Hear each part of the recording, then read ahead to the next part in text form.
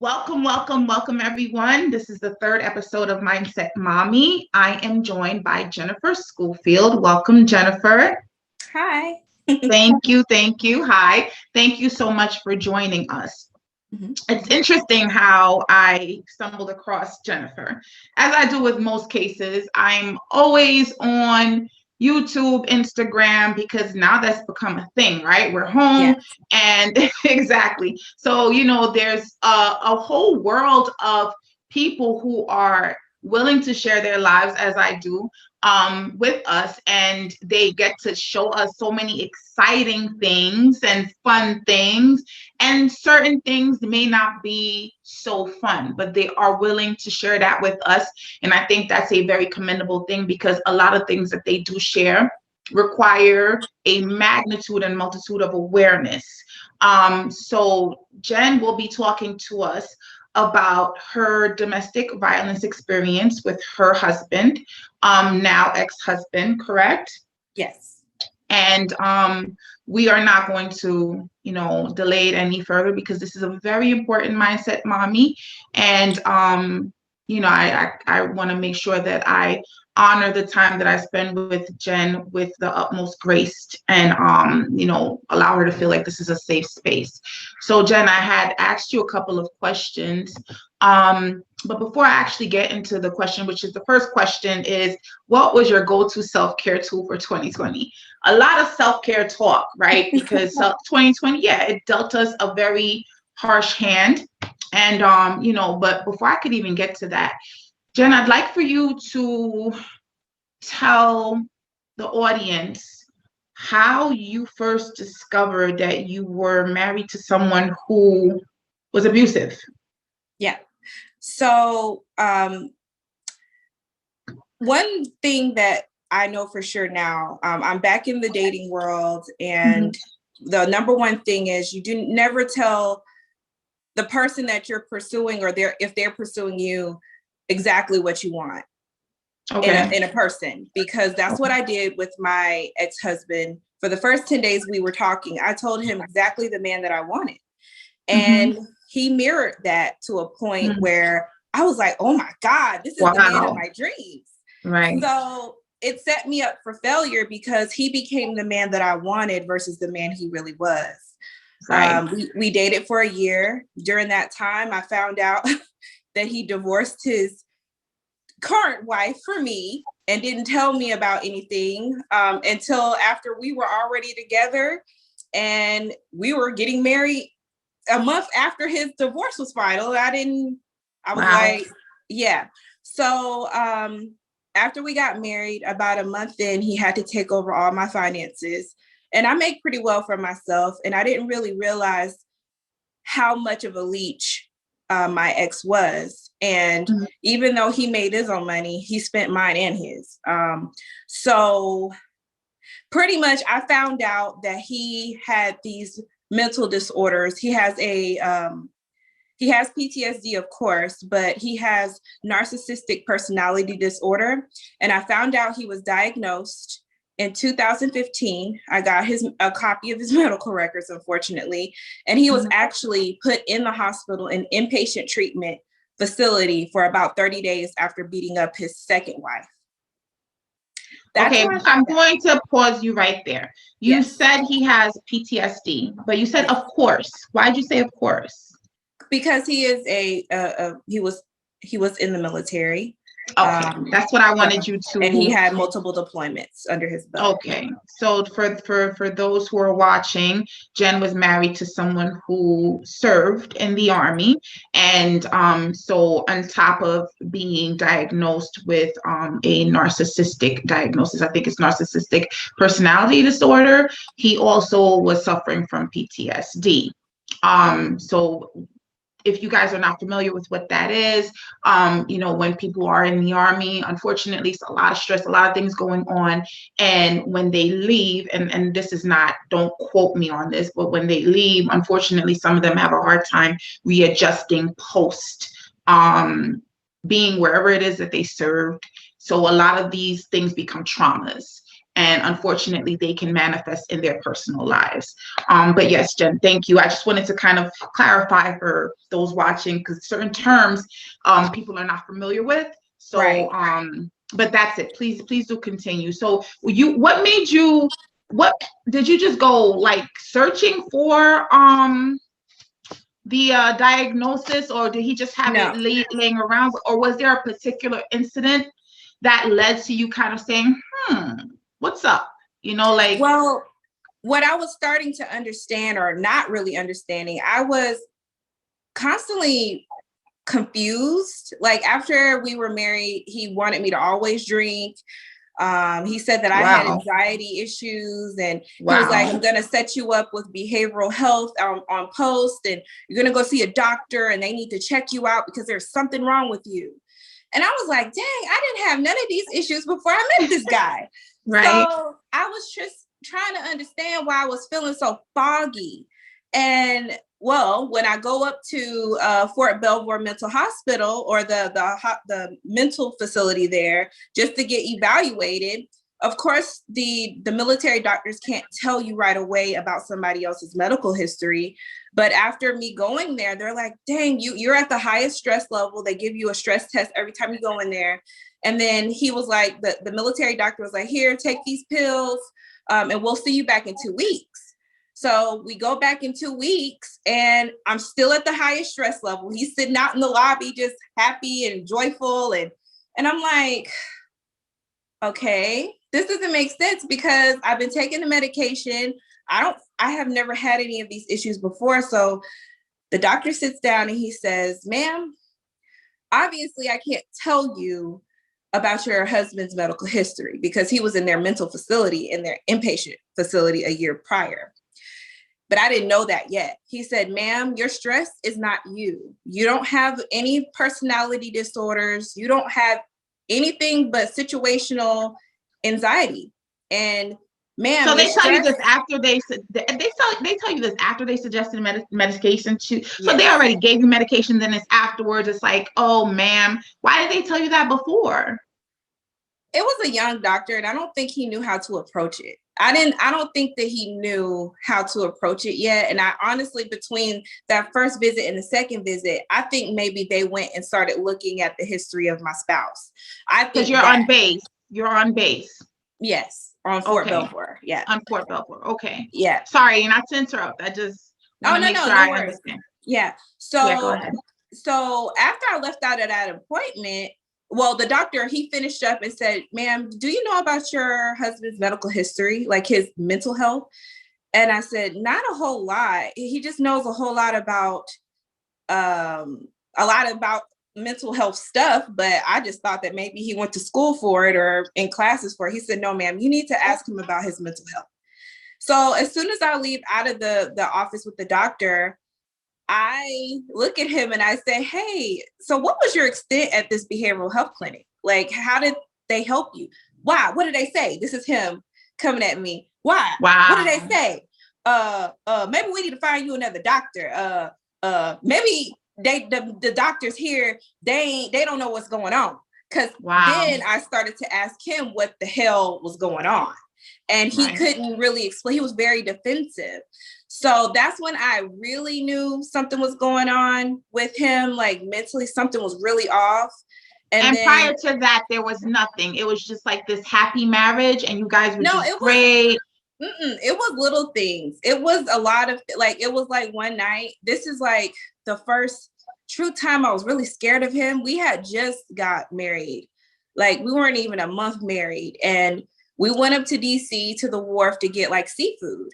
And like it was raining. We get back to the apartment, we go upstairs, and I jump out of the car. My kids jump out of the car. Everybody's jumping out of the car, but his son was asleep, which his son is like around my kid's age.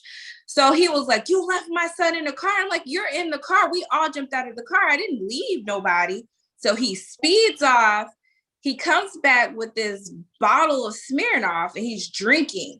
And then him and his son walk in the apartment, and he just starts yelling and screaming and yelling at me to the point where I like went into the bathroom, and he's standing in front of me just yelling to the top of his lungs.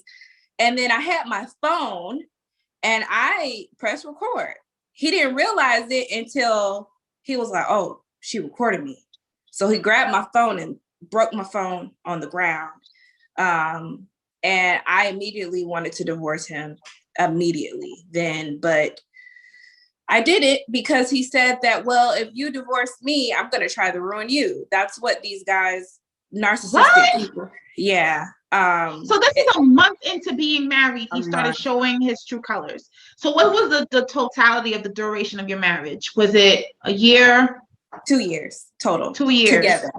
Yeah. Together. So let's go back to, so now he starts saying, let's find another doctor. And this is how long after you guys have been married? Not even 2-3 months. Not even 2-3 months. And so what happens? Do you say, yeah, let's go to another doctor? Well, he drives me to some mental facility near Fort Lee, Virginia. What? About a month later, because what ended up happening is he came home drunk. I had moved out of the apartment, but before I moved out of the apartment near DC, he said, you're not going to leave me. You're not going to leave me. I'm going to call the police on you. And say what? That I was abusive to him. And they're going to believe him because he's in the military. So I was like, no, you're not. Like, who's that crazy? You know, I don't want to be with you. I'm going to file for divorce or an annulment. This is crazy. I cannot do this. So the next day I came in the house with boxes because everything in the apartment was mine. He literally brought a TV and some clothes. And I was starting to box things up. He said, oh, he came in the house from the Pentagon. He said, oh, you think I'm playing? He walks out the house and he calls the police. And I was like, when the police came, I was like, why are y'all here? And then the police came to me. He was like, ma'am, this guy is not well. Like, he's like ranting on and on that you're abusive to him and you're leaving him with all this debt because you're moving out of the apartment. And oh yeah, it was crazy as hell. So apparently I found out he used to do this to his second wife. She was in the Air Force, or she's in the Air Force. So he would call the police on her randomly to gain control. And he even has a song about it. He's a little rapper. And he even says it in his song that he calls the police on his wives to gain control. That's how crazy this guy is. Oh my gosh. Yeah. So, unfortunately, me and my 3 little kids had to go live with my parents and leave all of my possessions at the apartment. And I wasn't going back. I was like, you know what? I don't care. I got me another apartment and I was due to move in. And about 3 days later, it's always a 2 to 3 day window when narcs reach back out to see if, okay, is she weak enough to do what I say? And I didn't know I was in the cycle of abuse. So I was at my parents' house. My parents didn't really know what was going on. And basically, I went back to the apartment. He was like, I'm sorry, I'm going to get help. I'm going to stop drinking. I'm going to make this right. You know, it's going to be fine. And I knew it wasn't. I had between that week and the next week, I lost maybe 10 pounds. I wasn't eating. Man. I felt like I was going crazy. And when I came back to the apartment, every time he would walk in the room, if I fall asleep, I would wake up screaming. It got to the point where I would wake up running from him in my sleep. I even hit the wall, and he picks me up and puts me back in bed. And he says, Jen, you need to get help. Oh, yeah. But we don't need to go back to Fort Belvoir. I'm going to take you somewhere else. Somewhere else, right. So that next week, it was about 2 months after we got married, he took me to another mental facility. And at that point, I was just dealing with it. I was like, damn, what did I get myself into? Right. Between that time and this time in the mental facility, I end up blacking out, and I had stitches in my back, 26 stitches in my back. Wait, pause. What do you mean you ended up blacking out?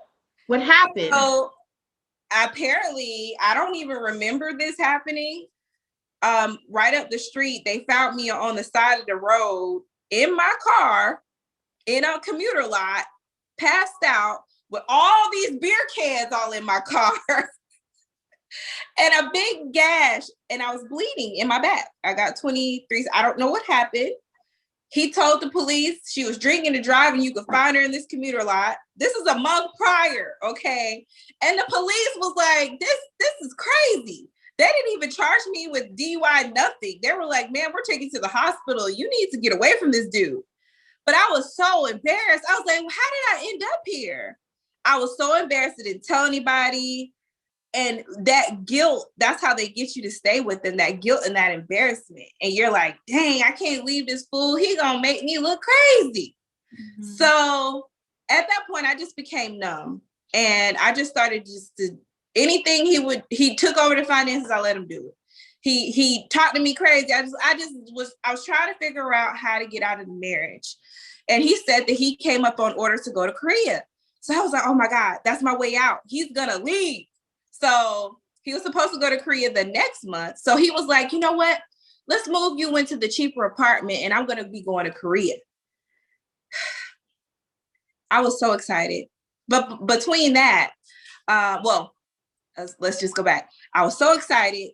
And then he comes home the next day from the Pentagon and says, well, I went to my branch manager and I told the branch manager, if I go to Korea, my wife is going to divorce me. Because I didn't tell him that. I was just being so nice and sweet, like, yes. Nah, and he picked up. He picked up on it. Yes, because they're master manipulators. So, yep. Mm-hmm. He came in the house and said, Jen, we're going to Alaska. What? I said, I'm not going to no damn Alaska. And he was like, yeah, you're married to me. We're going. You need to tell your job. And I work remotely. So my job was like, yeah, you can go. He stood there watching me talk to my boss on the phone, asking her if I wanted to. I didn't even want to go, but I had to do it to keep space. So they say, yeah, you could go just as long as you get up on East Coast time. Well, what ended up happening is my daughter has a speech delay and she needed an IEP. So Alaska is considered an overseas tour. So we went to Fort Belvoir trying to get all the kids medically cleared, and we couldn't because they didn't specify what her IEP was. And they said they didn't have a facility to treat her, which it was just a speech delay. So I got out of it. So then I said, hey, how about you just go to Alaska by yourself? We're good. I'll stay here. You go there. We're fine. He was like, nah, Jen, you're going to divorce me. So then he comes back with, I got orders to Fort Bragg. That's just 4 hours away from where we are now. You'll be close to your family. Let's go. We just need a new environment. Everything's gonna be good. My parents was dead against it, but I was lying a lot to save him, to make him look like he was this great man. In between that time, he took me to another mental facility down in Fort Lee. And I was— Wait a second. Wait. Jen, I'm sorry. It was really bad. There's been a total of 3 mental facilities so far that you've mentioned. And each time one in Fort Bragg. Yeah. So 4 total. Yeah. And each time he's saying to you, you're the problem. You need to go checked out. And I'm getting pep talked as we're driving. You need to tell these people this, and they're gonna treat you for that. Why are you going though? You're going out of fear, or you're thinking this is for real? No, were you questioning your mental health at that point? Who goes through this? Every time, even if I looked at this dude wrong, he would call the police on me. I had the police come into my new apartment so much that they said, sir, if you call the police on her again, we're arresting you. Like literally. He would wake up at 6:30 in the morning, get mad that I didn't get up with him at 6:30 in the morning, and he'll call the police on me. I had the police waiting on me at the door as I'm trying to get the kids ready to go.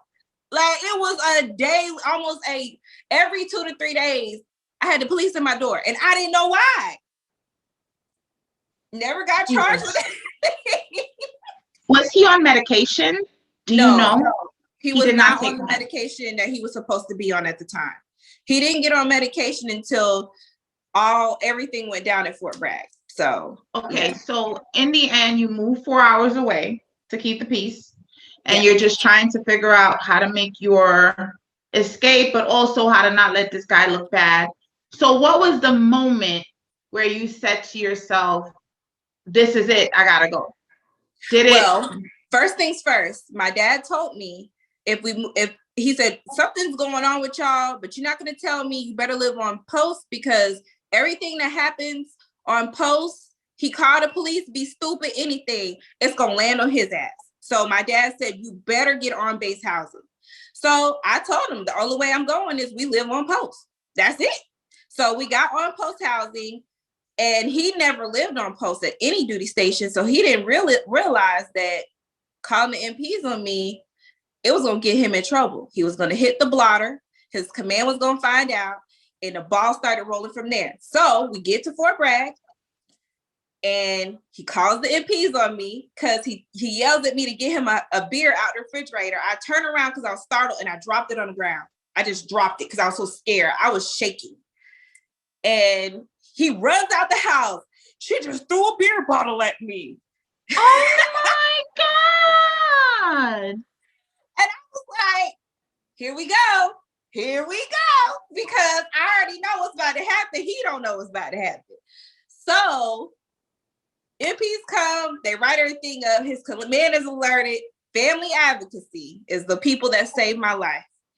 Family advocacy called me and said, man, we have to interview you because the MPs were at your house and we need to know what's going on. So fine. He had his interview first because they have to interview the soldier and they have to interview the spouse. So he goes in first and he already knows about family advocacy because he beat up his last wife and he ended up in there. Well, he calls me after he goes to the family advocacy appointment and says, Jen, you ain't got to go. You don't have to go in there. You're a civilian. I am mandated to go. You don't have to go to family advocacy. I said, no, I'm going. So I go in there. As soon as I sit down, the family advocate said, ma'am, I don't know how the hell this guy is in the military. He is a dirtbag. You have no future with him. He beat up his last wife. He beat up the first wife. And he beat up his child. Oh I don't know how the hell he got promoted when he got E7 when he was in a mental facility. They promoted him in the mental facility. Oh my God. Fort Bragg is the people that stopped his evil train. I'm not going to lie. So after I left that meeting with Mr. Velez, God bless his soul, I didn't know how to take it. That's when I started YouTube. I started YouTube because I was like, you know what? I have to do something. I can't leave. I don't have no money. Every dime that I make, which I make more than him, I'm making 6 figures in North Carolina, and this guy's an E7, and I have $2.50 in my account. Oh my God. Every 2 weeks. Oh my gosh. So I was trapped. And I mean, he knew it because he'd be like, Jen, you trying to leave me, Jen? You gonna leave me, Jen? Like because he knew it. I was done. I was just, when I turned on that camera, I lit up because it was my escape. And I knew anything dealing with cameras, he was gonna be the perfect guy. So that's why I kept those videos up, not in honor of him. I want people to see this fake ass. I'm sorry, I'm not going to. No, it's okay. You're good. Actor. I want people to see the signs of abuse because I was dealing with that. In between takes, if I wasn't vlogging, he would be cussing me out. You better do this and you better say this. And then we turn on the camera. I'm like, and a lot of people noticed it. She won't say nothing when he's on camera. And I was like, yeah, I was like, and then when he wasn't on camera with me, I blossomed. I was who I was meant to be. And I stopped YouTube for a long while. I haven't been on YouTube because the new girlfriend who sat in the court, let me go back. Okay, so boom. I got tired because I was trying It was my birthday. My birthday's next week. I have never had an happy actual birthday. Thank you. I'm going to Miami this weekend. So, Nice. Yeah. So Yeah, I said, could you please just celebrate my birthday just one time? Every year, it's always something. You would call the police on me, something. And he promised me that he would be a good guy and celebrate my birthday. This was the end of January. I started to move money. I moved $1,000 here. And I told him, I said, I will pay you BAH. I will pay you your rent. The military pays you to stay in my own house so I can keep my whole next check. He was like, nah, that's not going to work because you're going to have a couple thousand more dollars than me. You're going to have to give me everything. And I mean it. I couldn't even save $1,000. Okay. And I make over $6,000 a month by myself. I couldn't save $1,000. Okay. What is he doing with the money? He's an alcoholic. Before I met him, he was buying some cheap liquor. When he was with me, he was buying the most Hennessy Black VSOP. He was living a high life. Okay. Paying his car note 3-4 times in a row in 1 month. Like paying all his credit card. He had about $40,000 in credit card bills. So he was paying them down. And I'm talking about big payments, $700 a month payments. He was using me up. I had nothing. It was to the point where I couldn't even buy my kids shoes. How did I go from being a single mother, successful in the DC area, handling my own stuff, when being with this abusive bloodsucker? I just couldn't believe it. So let me pause you for 1 second. So you have 3 kids, you're with this guy. Mm-hmm. He's always yelling at you, he's always calling the cops. Was he physical on a consistent basis? Or was it just verbal? No, towards the end, it was consistent. Towards the end, it would be that he's pissed, and then it would be like he would blame you and say you did it, or would it just be like he would take his frustrations out on you? Like what was the prelude? It was always my fault. Everything was always my fault. You're going to leave me for an officer. Why are you with me, Jen? You're too good of a woman to be with me. And then he would get physical. Yeah. And then he would leave the house drunk, come back drunk. And when I tell him, I'm like, don't come in this house. You can't tell me to not come in my house. He'll kick in the door. And then that's when he would strangle me. He threw me down. I have a back injury because of him. I go to physical therapy. That is why he's in federal prison right now, because of the physical violence. He's in prison? Yes, right now. Because of you? Because of the family violence. Yeah. But is it because of family violence towards you? Yes. Or someone else? Me, and the military convicted him of family violence against the second wife because they can go 5 years back. So he's in prison for 2 different wives, beating up 2 different wives right now in Leavenworth. So how long is he incarcerated for? So he'll be out this year. Oh, Jesus. Yeah. So like, okay, yeah, you could just go spend 2 weeks in jail. But he has to go back to prison because during that time he was waiting on his court martial, he committed felony insurance fraud, which gave him more years, I think, in North Carolina. I'm not 100% sure on that case, but I know he's in trouble for that too. So it's not just my situation. That was a whole nother case that the military didn't even take up. So yeah. Are you afraid of him still? Oh, I got a gun. So if he wants to come near me, I know how to protect myself, but I'm sure that he's probably not. Hopefully the new girlfriend can keep him entertained enough. My only trouble is she can't keep up with him financially. She doesn't have a good job, and he chooses. So he has a new girlfriend. He got a new girlfriend while he was incarcerated, or this is right after you guys broke up, divorced? Yeah. So after I was safe moved, after I told the commander everything that he did to me, because they saved him twice. July 4th, 2018, he almost paralyzed me, and I lied to save him. His command was going to chapter him out in the military in 2018. I saved him. He begged me to save him, and I did, and they believed me. And I went back and I said, I'm sorry. I can't deal with this no more. I don't care if y'all don't believe me. Keep this man away from me.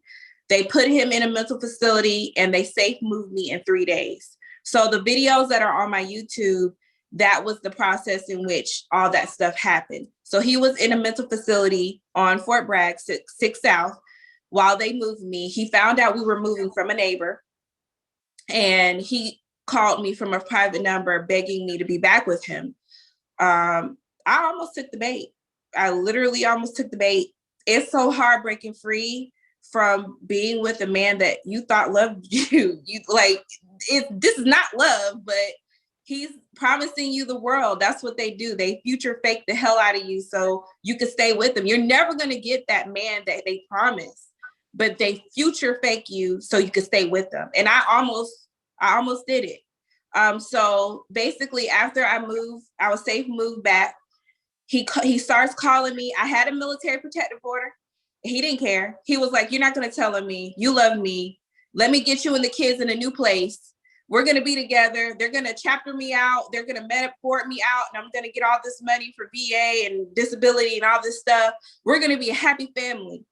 I knew in the back of my head that was never going to happen, right? But I had to play along because I had a prior situation with my oldest son, which my oldest son's father, started working against me with him. It all came out at the court martial because they are one and the same. It all came out at the court martial. And so I kind of kept it cool with him because he said, look, if you don't be with me and you don't let me be your husband, I am going to work with your son's father to make sure you lose custody of your oldest son. So it was more so like entrapment when I got here. It was horrible. I felt like I had to play nice to the devil just so I can be a mother. Yeah.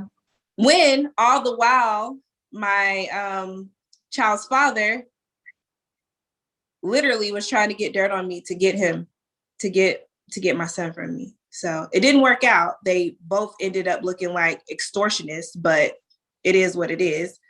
But yeah, so after I moved here, he signed for an apartment and I told him, I was like, look, you start this stupid crap, I'm moving out and all of this stuff is going to be on you. My name is not on this apartment. And he started, I went to a career fair. I started going back to normal life. I went to a career fair in Fort Meade. He saw that there were soldiers around because I was drinking a glass of wine at the end of the career fair because I am a technical recruiter. That's my profession. So I work with nothing but military.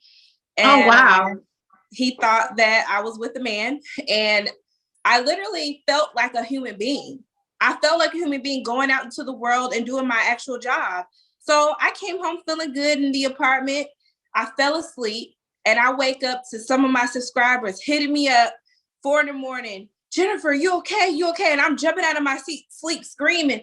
And this man put a video online saying he gonna show up to my front door and put me on a respirator. The video was still on his channel. Crazy. But after that, I said, you know what? F this. I'm done. Oh my gosh. I'm done. He was trying to use the platform that I built against me, pretty much. So pretty much, I moved out. I had to move again. And then my son's father, I believe, I don't know if he actually did, but somebody disclosed my new address and he was the only one because I had to report my new address to the court. So he had my new address. So I had to move again. So yeah, it's been crazy for me. During this time, when I put my foot down and completely stayed no contact, moved out into my own place again, he was with a lady. This is what he would do to try to make me angry. And I wasn't angry. I was tired, Yeah. I had this man on this side, this man on this side. Yeah. I was fighting for my son. I was fighting for my life. I was tired. Yeah. Yeah. So basically he would put like a picture of her nails in a glass of wine.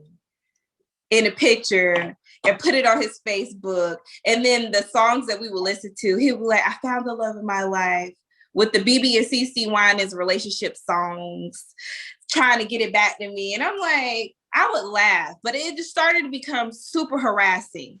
Like, stop. Then he would put, it got so bad. I have such a big platform on LinkedIn for my profession. He created a fake LinkedIn profile. It's a recruiter, the place that he worked at where I was working a long time ago. And the description of his qualifications was realize, spelled out. Are you serious? Because I blocked him and changed my name back.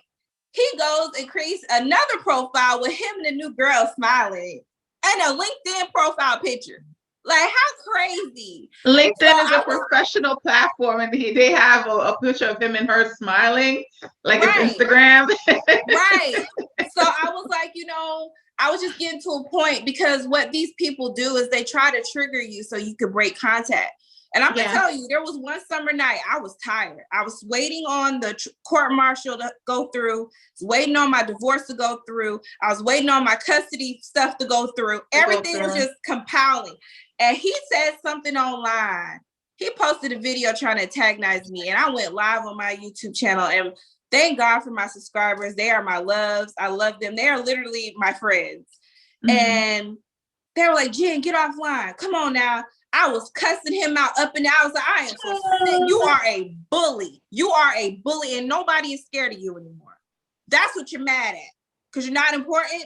Like, I stood up for myself, but I shouldn't have done that, because he wanted that. He needed that from me.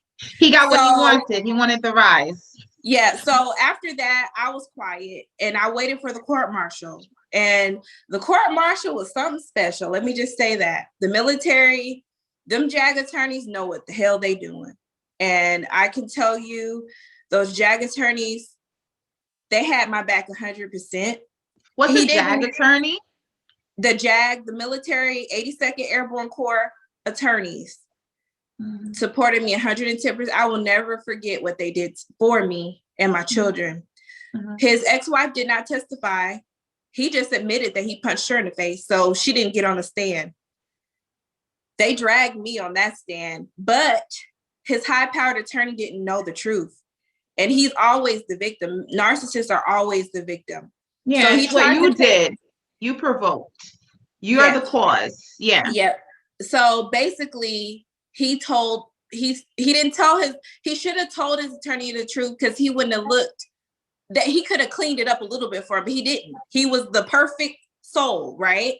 So basically, I got on the stand, and basically they tried to make me look like I was this gold digging soldier vulture.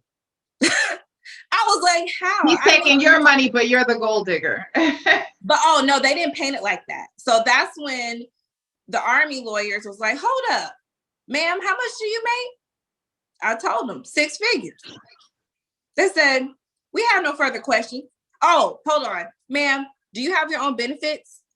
Do you have your own 401k? Did you have this before you met him? They tried to paint me as the total, and it didn't work. It got so bad that they didn't even have anything else to say, that they just put me off the stand, and they had my children on the stand too. Oh, no. Oh, but my daughter, she's 12. She handled them. His attorney was, she had the whole courtroom laughing, that whole military courtroom.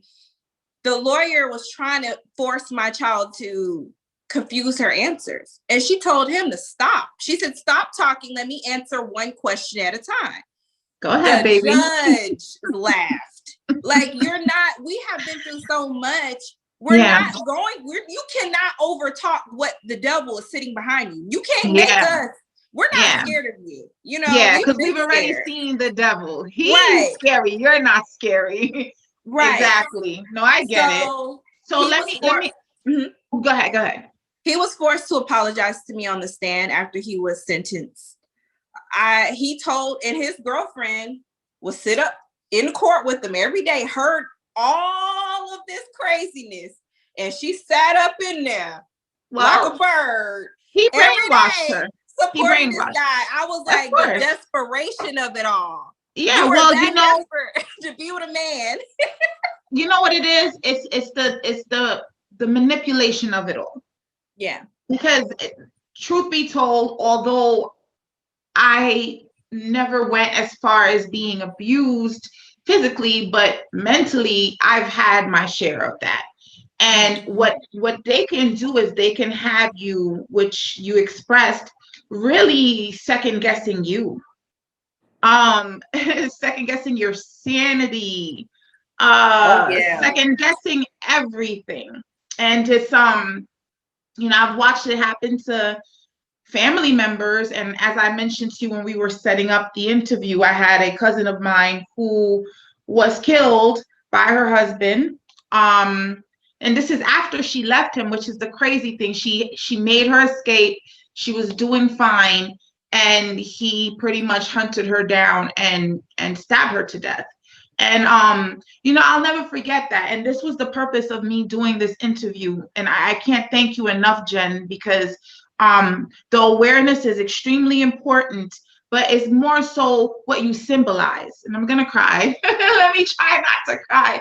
But you symbolize victory, because there are some women who don't get to be victorious. There are women who don't get to escape. They don't get to walk away. And you are a symbol of strength. And I am honored that I had a chance to speak to someone such as yourself, because you don't wear what you've been through. And I feel privileged to be able to have just a taste of what that type of strength looks and sounds like, because although we have different adversities, one can say, if Jen could do ABCXYZ and still do this and be on TikTok and do her videos and help her, her subscribers, and share all her details and still want to thrive and enjoy life, then so can you. So I thank you for that. And I just want you to kind of, I know I'm cutting out a lot of stuff, but I kind of just want you to give us your survival kit, like beyond all of the mayhem and the craziness. Here you are in 2021. What has gotten you here, especially post 2020? Especially post 2020, because like you're literally going from all this bull and then pandemic, quarantine, coronavirus. What has been your self-care survival kit, if you don't mind sharing? Yeah, so it took a lot to get to where I am now. It started with therapy. Thank you. It started with, first of all, for me, physical therapy, because it's still sometimes hard to walk. Oh my God. I do have times where I can get up out of a chair and it's very hard for me to walk, and I'm limping, and that's what I get angry about, but I keep pushing. And I go to go to a regular therapist that specializes dealing with people who have suffered from narcissistic abuse. Mm-hmm. But that wasn't helping. I literally had to restart again. I had to check myself into intensive outpatient. I was in a program. I called my boss. I love my leadership. They were these people were so supportive of me. They were like, we were just waiting on when. We knew you needed extra help. You're not Superwoman. Yeah. I had to take off 2 weeks of work, and I went into the hospital. I didn't stay there, but I went to their intensive outpatient treatment, and I went there every day from 8 to 4 every single day. And what was that like? It was very enlightening, because I was the only one of us there, meaning brown skin. Right. We're not prevalent in mental health and trying to get yourself together. We don't do it because we don't know how to do it. We really don't know how to help ourselves. And I'm not taking this away from you, but it's this thing where you rather suffer in silence than get help. Right, because people are embarrassed to say, you know, I have a Very problem. embarrassed to say that I have a problem. Something's going on with me. I may be mentally ill right now. What people tend to think is that some sort of mental illness, whether it be anxiety or depression, is some sort of like lifelong label. There are people with severe mental illnesses, like in the case of someone with a narcissistic personality disorder, where you really need intensive help. But there are people who just happen to be depressed because they went through some bullshit. You know what I mean? And they just need that extra assistance to help them get back on track. So, and the number one thing that I got coming out of that is, why are you embarrassed? You didn't do anything. You didn't do anything. This was happening to you.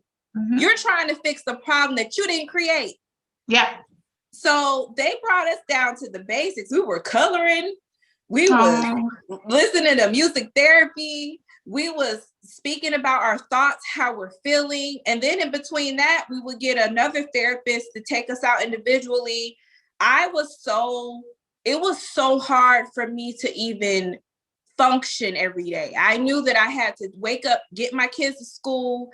I knew there were certain things I had to do, but taking care of me, no, I wasn't doing that. I couldn't sleep. I couldn't eat.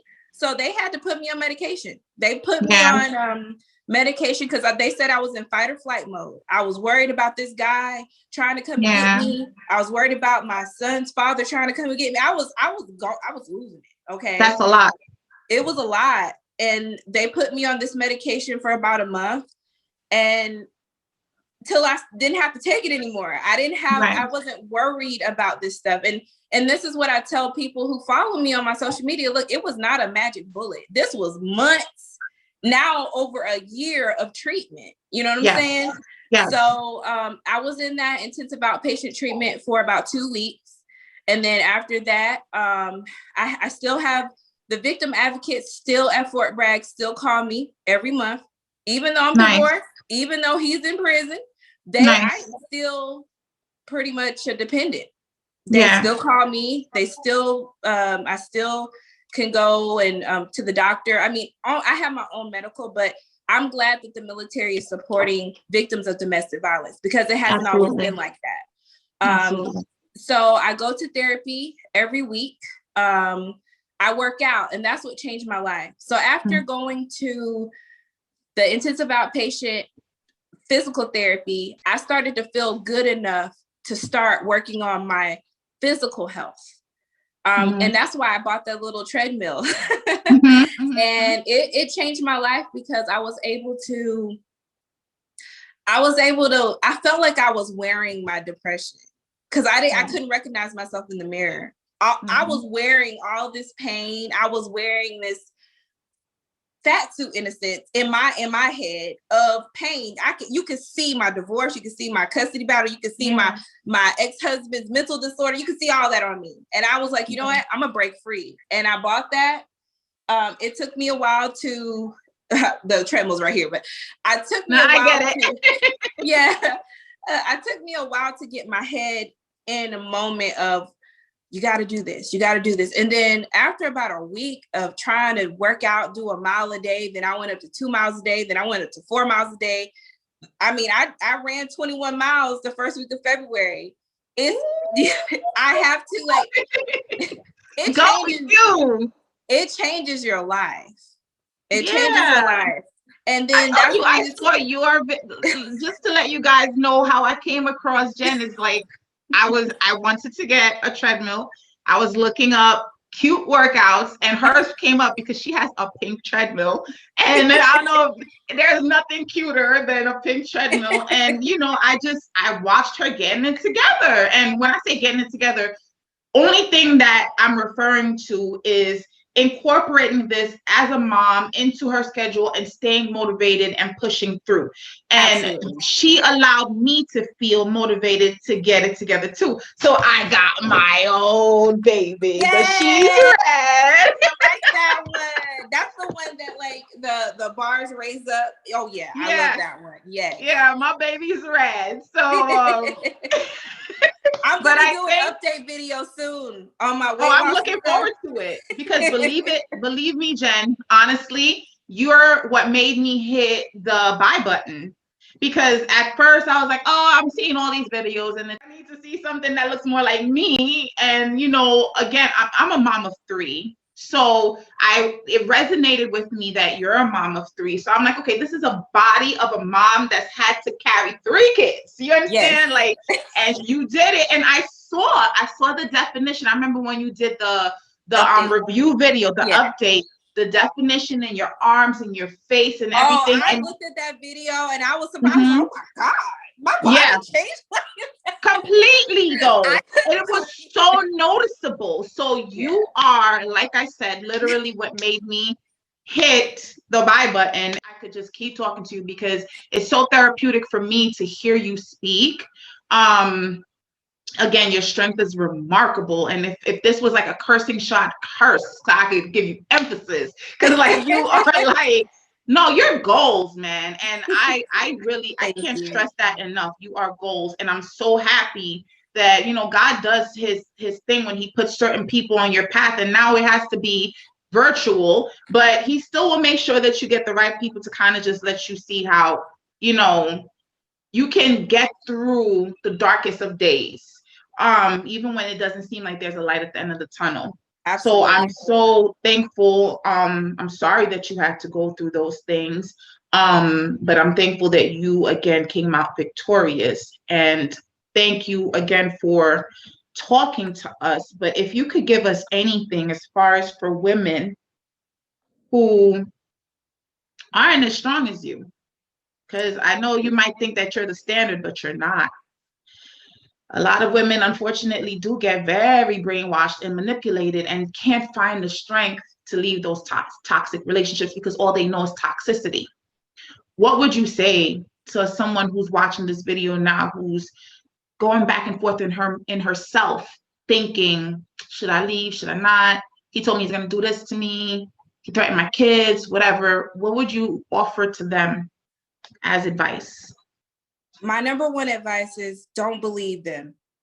It doesn't matter how much they promise they'll change. They're never going to change. If they did it once, they'll do it again. This is forever. And don't give up on yourself. Yeah.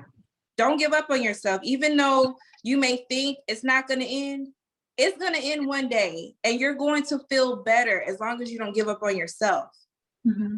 So that's my one advice. I just believe in yourself and forgive yourself, because one thing that I saw me getting very frustrated with myself is, dang, I can't get over this fast enough. Right. But my body and my mind and my mental went through a lot of trauma, and it's not going to happen overnight. So forgive yourself, give yourself time to heal and make it happen. Move forward. If you're being abused, leave the situation and don't look back, because it's not going to get better. And get therapy. Get therapy when you leave. And that's the one thing the military said. You're free. You can move forward. Don't look back. You got the rest of your life ahead of you. Yeah, that's great. And again, I'm stressing the whole get therapy because, as Jen mentioned, a significant amount of her healing came from the 2 weeks of intensive outpatient care. And she now sees a therapist weekly.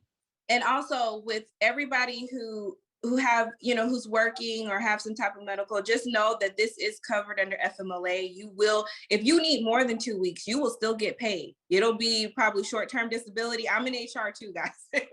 Nice. You will get paid. Jen, what do you not do? No, I mean, just know that there are programs out there to help you, and just know that there's victim advocates in every city across the world, in America, I know for sure.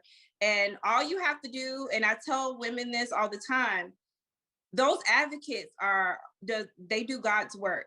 I don't know how they make it. And all you got to do is call the National Domestic Violence Hotline and talk to somebody, and they will connect you to the nearest victim advocate, and they will help you get a safety plan to leave. You don't have to stay in a homeless shelter or a women's shelter.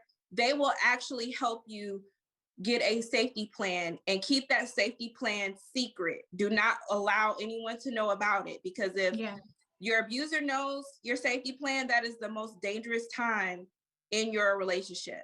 You have to keep Yeah. your safety plan quiet. Thank you so much, Jen. Thank you for sharing all the information.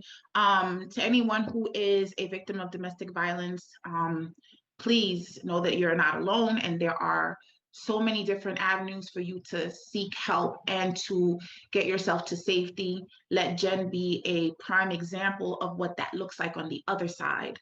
You can get to the other side, and you know, God will provide. Although there's a lot of mind tricks that are telling you that you won't be able to make it without this person.